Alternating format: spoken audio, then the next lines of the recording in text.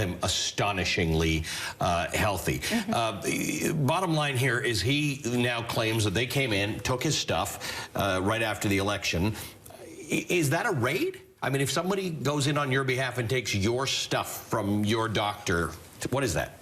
I wouldn't call it a raid because I associate a raid with the FBI. I associate it with the DOJ. Now, assuming for the moment that they were not deputized and not acting on behalf of the government, which is kind of a possibility because they were probably sent, if they were sent, by the president or at least someone close to him. So for the moment, assume they're private citizens. Private citizens coming into your home or office and taking things is a very specific crime. If you're present, that's robbery. If you're not, it's generally burglary. So if these facts are true, it implicates some very, very serious crimes. And the fact that they didn't have a HIPAA form, if you're going to release your provider, you're going to release your patient's medical history, you can release copies if they give you a signed HIPAA form. That's what HIPAA requires. We should also talk about the fact that, generally speaking, in most states, a provider owns the original medical records. You as a patient have a right to the information contained in those medical records. You can visit them, you can copy them, you can look at them. But many state laws require physicians and hospitals to hold on to original medical records, at least for a certain number of years. What a remarkably interesting story. Anna, thanks very much for the interview and your reporting on this. Danny, thanks for your analysis. Always appreciated.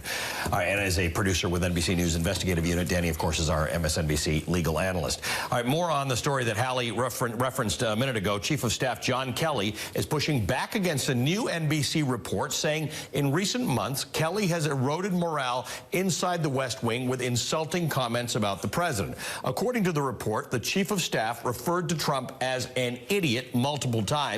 Kelly released a statement saying, in part, I spend more time with the president than anyone else, and we have an incredibly candid and strong relationship. He always knows where I stand, and he and I both know this story is total BS.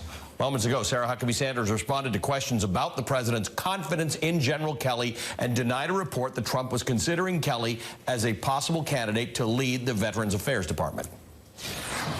Can you tell us what the president's level of confidence is in Chief of Staff Kelly, and is he under serious consideration as the next nominee for the Veterans Affairs Administration?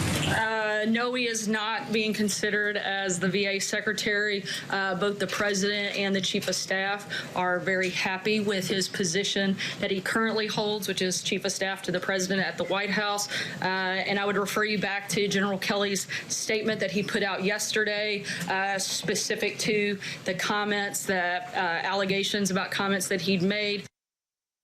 Okay, John Kelly is not the first member of Trump's administration to call him names. I want to walk through this with you. In October of last year, NBC News responded to reported that then Secretary of State Rex Tillerson vented to colleagues months before calling President Trump a moron and threatening to resign. Tillerson has never confirmed or fully denied that he said this. In November, BuzzFeed reported that then National Security Advisor H.R. McMaster said at a private dinner that Trump was an idiot, a dope with the intelligence of a kindergartner. A spokesperson denied that McMaster made these comments. Sparks really flew when Michael Wolff's tell-all book Fire and Fury came out in January. It quotes Gary Cohn, then the president's top economic advisor, calling the president dumb as something that starts with an S. The White House said the allegation was ridiculous. The book also quotes Treasury Secretary Steve Mnuchin and former chief of